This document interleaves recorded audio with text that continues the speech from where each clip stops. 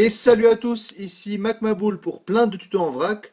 Aujourd'hui, je vous fais un tutoriel sur une application qui s'appelle RFit et qui va vous permettre d'ajouter un magnifique écran d'accueil à cet écran d'accueil qui est déjà par défaut. Donc, vous connaissez pratiquement tous cet écran.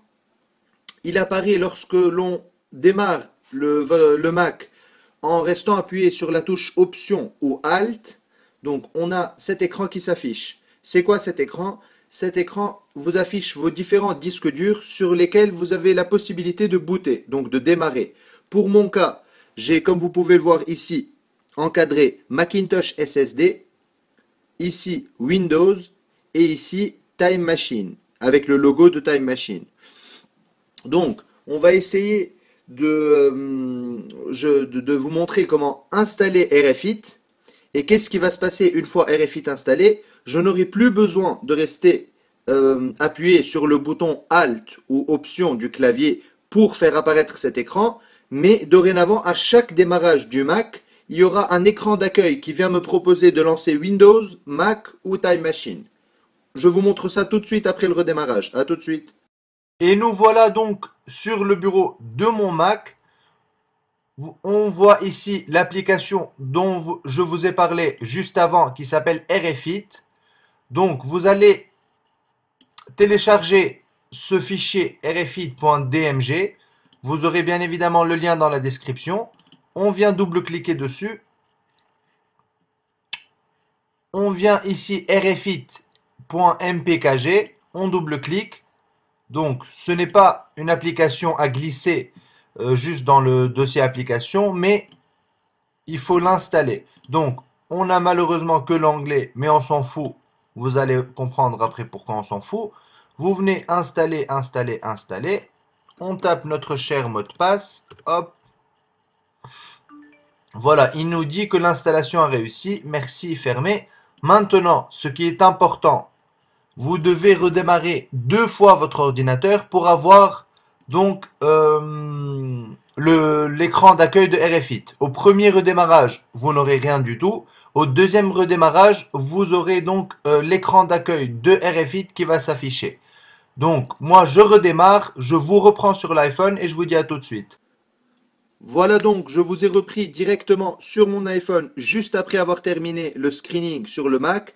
Donc, je veux bien vous montrer comment il faut redémarrer 2 fois de suite parce que je suis sûr qu'il y en a qui vont redémarrer qu'une seule fois et me dire « Ah, on n'a pas trouvé l'écran d'accueil, etc. » Donc, je viens ici cliquer sur « Redémarrer ».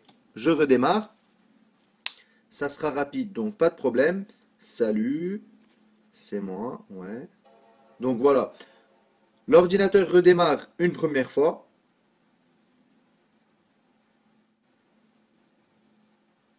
Donc, il n'y a rien qui se passe, c'est normal. Directement, on revient, on attend 2 secondes que les programmes de démarrage se lancent. On revient ici, redémarrer une deuxième fois. Et là, vous voyez mes mains sont ici. Je ne vais cliquer sur aucun bouton. Donc, je redémarre normalement l'ordinateur. Et maintenant, normalement, vous devrez voir apparaître l'écran d'accueil de RFit. Donc, si vous utilisez fréquemment Windows et Mac ou vous bootez fréquemment sur différents disques, RFit sera très utile. Donc, comme vous pouvez le voir ici, c'est l'écran d'accueil de RFit qui s'affiche. Vous voyez ici, pour la pomme, donc, c'est le Macintosh SSD. Ici, c'est donc Time Machine. Ici, c'est Windows. Et ici, il crée 2 partitions de Windows, 2 disques de démarrage. Bon, je ne sais pas pourquoi il fait ça, mais peut-être que chez vous, ça ne le fera pas. Donc, vous cliquez sur n'importe laquelle, il va démarrer sur Windows. Vous cliquez ici, il va démarrer sur Time Machine. Et ici, sur Macintosh SSD, donc le système d'exploitation de Mac. Ici en bas, vous pouvez lancer le terminal directement à partir donc d'ici. Vous pouvez lancer un outil pour partitionner vos différents disques. Ici, about, donc à propos. Ici, éteindre l'ordinateur. Et ici, redémarrer l'ordinateur. Nous, on va tout simplement venir cliquer sur notre cher disque où se trouve Lion. Et voilà. Donc c'était tout ce que j'avais à vous présenter pour aujourd'hui. J'espère que ce tuto vous a plu et vous aidera. Moi je vous dis à la prochaine. Salut!